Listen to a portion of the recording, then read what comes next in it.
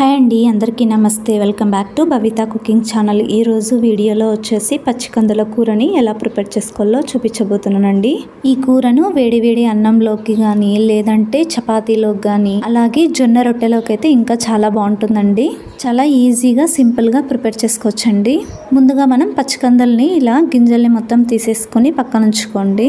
అలాగే ఈ పచ్చికందుల్లో పురుగు అనేది ఎక్కువగా ఉంటుందండి, చూసుకొని ఒలుచుకొని పక్కన ఉంచుకోండి. నెక్స్ట్ స్టవ్ మీద ఇలా ఒక గిన్నెని పెట్టుకొని అందులోకి 2 టేబుల్ స్పూన్ల ఆయిల్ని వేసుకోండి. ఆయిల్ కాస్త వేడెక్కిన తర్వాత ఇందులోకి ఆవాలు జీలకర్రని వేసుకోండి. అలాగే 2 ఎండుమిరపకాయల్ని అలాగే ఎండు కరివేపాకును కూడా వేసుకోండి. ఇలా కరివేపాకు మొత్తం కలర్ చేంజ్ అయిన తర్వాత ఇందులోకి 1 కప్పు ఉల్లిపాయ ముక్కల్ని వేసుకోండి. ఇప్పుడు 2 నిమిషాల పాటు ఉల్లిపాయ ముక్కల్ని ఫ్రై చేసుకోండి. ఉల్లిపాయ ముక్కలు త్వరగా ఫ్రై అవ్వడం కోసము 1 చిటికెడంత ఉప్పుని కూడా వేసుకోండి. ఉల్లిపాయలు బాగా ఫ్రై అయిన తర్వాత ఇందాక ఒలిచిపెట్టుకున్న కంది గింజల్ని కూడా వేసుకోండి. ఇలా పచ్చి కంది గింజల్ని వేసుకున్న తర్వాత ఈ కంది గింజల్ని ఇలా బాగా కలుపుతూ 5 నిమిషాల పాటు బాగా ఫ్రై చేసుకోండి. కంది గింజల్ని ఆయిల్లో ఫ్రై చేసుకోవడం వల్ల త్వరగా మెత్తబడతాయండి. అలాగే కూర కూడా టేస్టీగా వస్తుంది.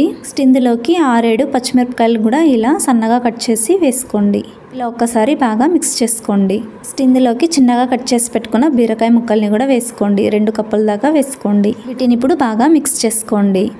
నెక్స్ట్ ఇందులోకి చిన్నగా కట్ చేసి పెట్టుకున్న 1 కప్పు టమాటో ముక్కల్ని కూడా వేసుకోండి. ఇప్పుడు బాగా కలుపుకోండి. అలాగే ఇందులోకి 1 కప్పు వాటర్ని కూడా వేసుకొని ఇప్పుడు మూత పెట్టేసుకొని 5 నిమిషాల పాటు ఉడికించుకోండి. నెక్స్ట్ మిక్సీ జార్ని తీసుకొని అందులోకి గుర్నూలు వేసుకోండి. 4 టేబుల్ స్పూన్ల దాకా వేసుకోండి. వీటిని కొంతమంది గట్టి నువ్వులు అంటారు, వెర్రి నువ్వులు అంటారు. ఇంగ్లీష్లో వీటిని నైగర్ సీడ్స్ అని అంటారు. వీటి గురించా చాలా మందికి తెలియదండి. వీటి గురించా నెట్లో సెర్చ్ చేయండి. చాలా బెనిఫిట్స్ ఉన్నాయి వీటిని తినడం వల్ల. వీటిలో హై ఫైబర్ ఉంటుందండి. అలాగే హార్ట్కి కూడా చాలా మంచిది.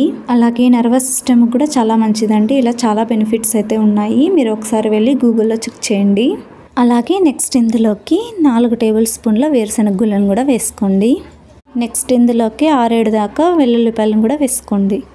ఇందులో కొద్దిగా వాటర్ని వేసుకొని ఇప్పుడు మెత్తగా గ్రైండ్ చేసుకోండి. చూడండి, ఇలా మెత్తగా గ్రైండ్ చేసి పక్కన ఉంచుకోండి.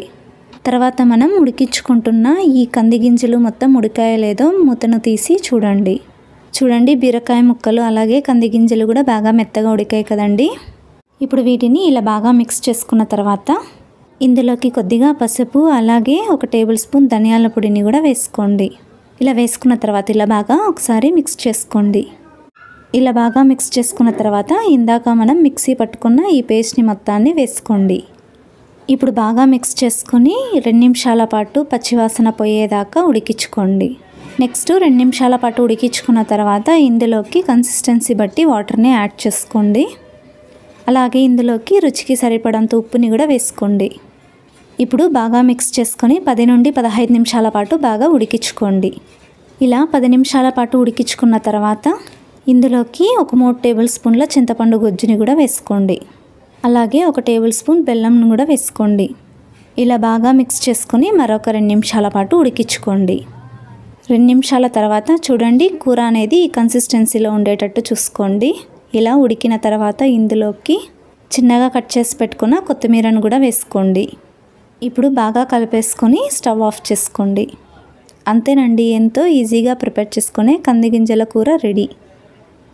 అలాగే ఇలాంటి మంచి రెసిపీస్ కోసము, హెల్తీ రెసిపీస్ కోసము నా ఛానల్ని తప్పకుండా సబ్స్క్రైబ్ చేసుకోండి. అలాగే లైక్ చేయండి, షేర్ చేయండి. పచ్చి కంది గింజల కూరని ఇప్పుడు ఒక సర్వింగ్ బౌల్ తీసుకుని సర్వ్ చేసుకోండి. అంతేనండి, ఎంతో ఈజీగా ప్రిపేర్ చేసుకునే కంది గింజల కూర రెడీ కదండి. ఈ కూరను వేడివేడి అన్నంలోకి అలాగే జొన్న రొట్టె, సజ్జ రొట్టెలకు చాలా టేస్టీగా ఉంటుందండి. మీరు కూడా ఒకసారి ట్రై చేయండి. చాలా టేస్టీగా ఉంటుంది. అలాగే చాలా ఈజీగా కూడా ప్రిపేర్ చేసుకోవచ్చు కదండి. Thank you for